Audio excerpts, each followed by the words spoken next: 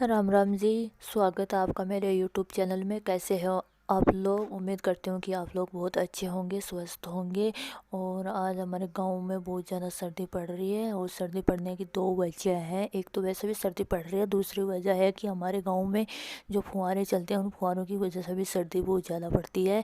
और सुबह सुबह हमारे काम बहुत ज़्यादा होता है। हम लोग सुबह सुबह गाय भैंस बकरियों को जो अंदर बांधते हैं उनको बाहर निकालते हैं। बाहर निकालते हैं तो उनका जो ठाण होता है उसको साफ़ करते हैं, कूड़ा कचरा होता है वो साफ़ करते हैं, क्योंकि जो ओस आती है उस ओस की वजह से ज़मीन गीली हो जाती है तो फुहारा निकालने से वो सूख जाती है। उसके बाद जो भेड़ बकरियों की जगह होती है वो भी साफ़ करते हैं, क्योंकि भेड़ बकरियाँ पेशाब बहुत ज़्यादा करती हैं तो इसलिए ज़मीन गीली हो जाती है तो फुहारा निकालने से वो हवा चलने से वो सूख जाती है तो उनको बैठने उठने में प्रॉब्लम नहीं होती। इसलिए सुबह और शाम के टाइम दोनों टाइम हम लोग उनकी ये जगह है वो साफ़ करते हैं। साफ़ करने के बाद हम लोग पूरा कचरा इकट्ठा करके उसको फेंक देते हैं। उसके बाद हम लोग भेड़ बकरियों को चारा डालते हैं। मॉर्निंग में सूखा चारा ही डालते हैं, जैसे मूंगफली का फूस, चने का फूस और ग्वार का फूस, ऐसे ये तीनों डालते हैं। इसलिए आज हमने भेड़ बकरियों को ग्वार का फूस डाला है।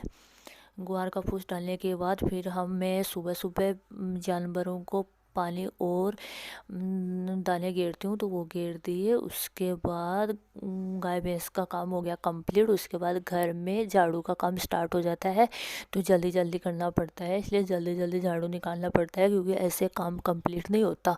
काम कंप्लीट करना पड़ता है 10-11 बजे तक। फिर उसके बाद जो ज़मीन में फुहारा निकालते हैं, फुहारा निकाल के सारा कूड़ा कचरा है वो घर का इकट्ठा कर लेते हैं। इकट्ठा करने के बाद उस पूरा कचरा इकट्ठा करने के बाद उसको